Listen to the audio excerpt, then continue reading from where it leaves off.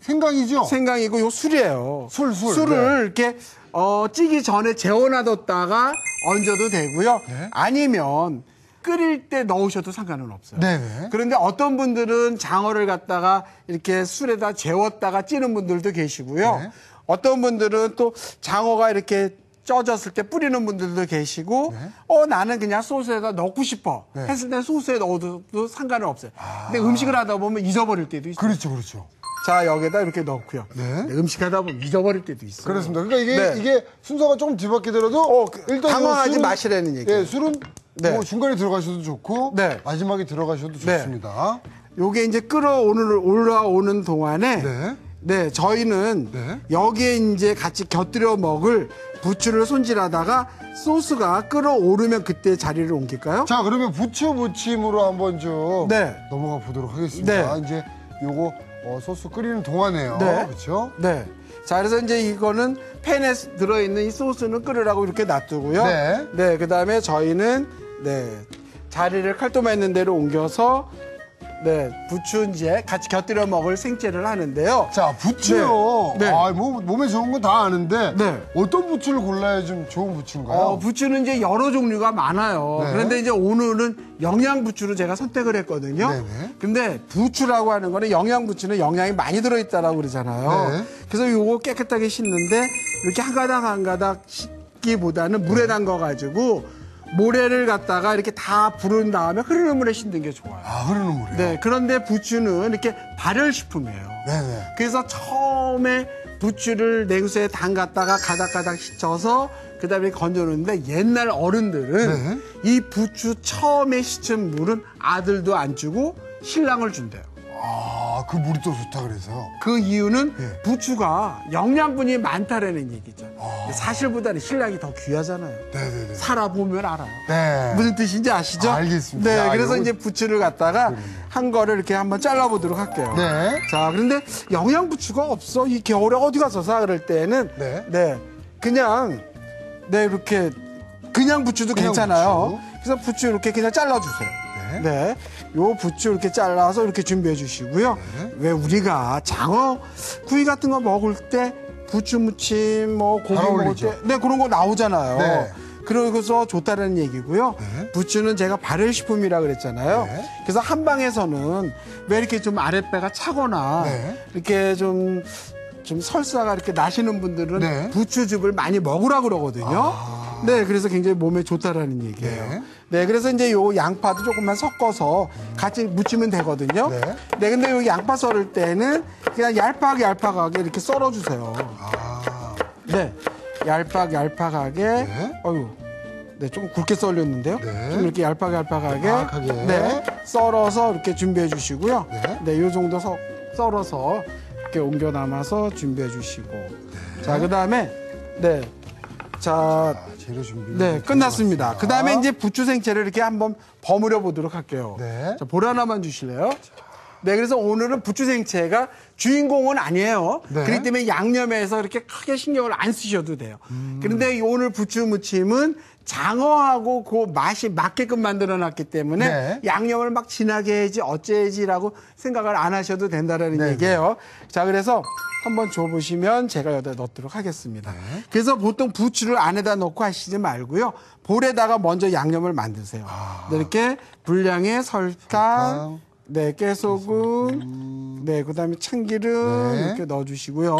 그리고 이거는 그다음에 요건 식초, 200식초 이렇게 넣어주세요. 아, 식초요? 네, 좀 넣어주시고. 좀 상큼하게 이렇게. 그다음에 고운 고춧가루도 좀 넣어주시고요.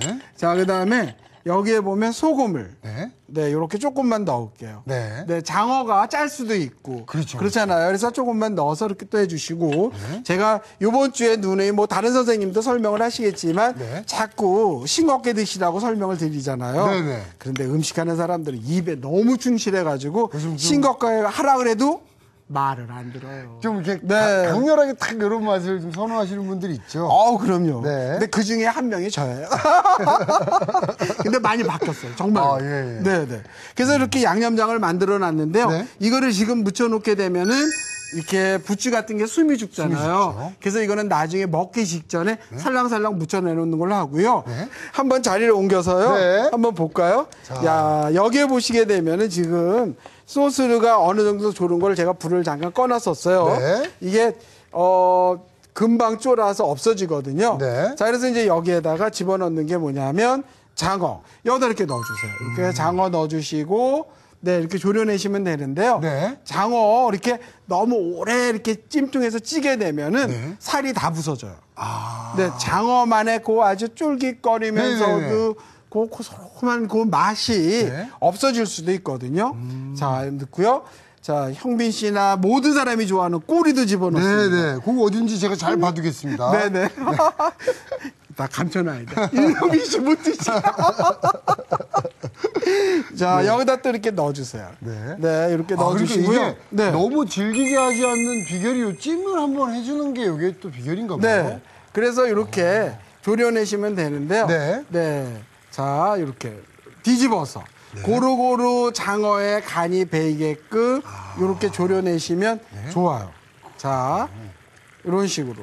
그래서 장어가 네. 지방이 많다라고 제가 설명을 드렸잖아요. 그렇죠, 그렇죠. 그래서 직접 이렇게 잘라가지고 졸이면은 네. 너무 과다섭취가 되니까 아무리 좋은 성분이고 좋은 거라고 하더라도 네. 과유불급이라고 안 좋잖아요. 그렇습니다. 그렇기 때문에 이렇게 어느 정도 이렇게 장어가 가지고 있는 지방을 기름기를 제거한 좀 다음에 제거하고. 그 다음에 이렇게 졸이면 정말 담백하면서도 맛있는 네, 장어 조림을 즐길 수가 있죠. 그렇군요. 오늘 제가 이거 네. 진짜 잘 배웠습니다. 저는 네. 장어를 그때 조리를 할 줄 몰라서 네. 못 먹었던 그 뼈 아픈 기억을 네. 오늘 이렇게 좀 야, 밤에 보면서. 버리지 마세요. 네. 자, 여기에다가 이렇게 졸여서 오, 통통한 그 특유의 네. 그 쫄깃함과 오동통함이 네. 이렇게 조리를 하니까 살아있네요. 오. 네, 이런 식으로 네.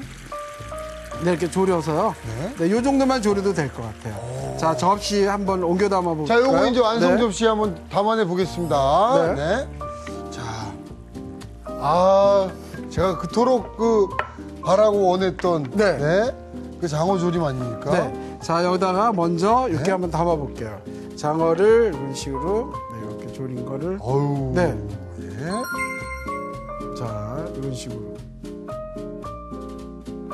그 다음에 이제 이거를 생강 채 썰은 거 있잖아요. 네네. 위에다가 이렇게 올려놓으셔도 되고, 한 옆에다가 이렇게 담아 놓으시게 되면요. 드실 때 몇 가닥 올려서 드시게 되면 네. 장어의 비린내도 없애주지만 네. 그 아주 그 상큼한 맛이 그래서 우리 생강의 좀 아삭아삭함과 네, 좋죠. 잘 어울리죠. 자, 이렇게 생강 담았습니다. 네. 그리고 이제 이게 완성이 아니고 또 같이 곁들여 먹을 부추. 부추를 이제 한번 버무려 보도록 할게요. 그렇죠. 네. 야, 요 이렇게 먹음직스러운 장어 조림 네. 완성됐고요. 네. 자, 부추 이제 버무리기만 하면 되죠. 그럼요. 네. 자, 여기다 버무리는데요. 이렇게 양념장 이렇게 네, 하시고요. 그다음에 여기다 버무릴 때 이거는 나물 같은 거 이렇게 생채로 먹을 때는 네. 손가락에 힘을 빼시고 네, 살랑살랑. 그렇습니다. 요건 너무 네. 세게 버무리지 말라는 얘기를 많이 네. 하시죠. 그런데 이제 어떤 분들은 살랑살랑 버무리니까 나는 젓가락으로 해야지. 네. 그러면 더 맛이 없어요. 아, 그래요? 네. 그래서 이 5손가락을 핀 다음에 이렇게 살랑살랑 버무려서 완성을 하시면 좋은데요. 네. 저는 이제 손 닦을 때가 사실은 마땅치 않잖아요. 네. 그래서 이제 일회용 장갑을 꼈는데 집에서는 이렇게 맨손으로 묻히는 게 음식에서 그 손맛이 나와가지고 더 좋죠. 그래서 이렇게 버무릴 때는 으쳐지지 않게끔 이런 식으로 네. 지금 굉장히 조심스럽게 살살살살 네. 이렇게 버무려 주시네요. 그래서 이렇게 삶은 나물, 네. 그걸 숙채라 그러는데 그런 숙채류 같은 거를 버무릴 때는 네. 조물조물. 네. 그래서 그 나물 사이사이에 간이 들어가게 하는 거고요. 네. 이렇게 생채로 먹는 거는 살랑살랑 버무려서 숨이 죽지 않게 하는데 고루고루 양념이 묻게끔 네. 하시는 것도 중요하다는 걸 설명드리는 거죠. 아, 네.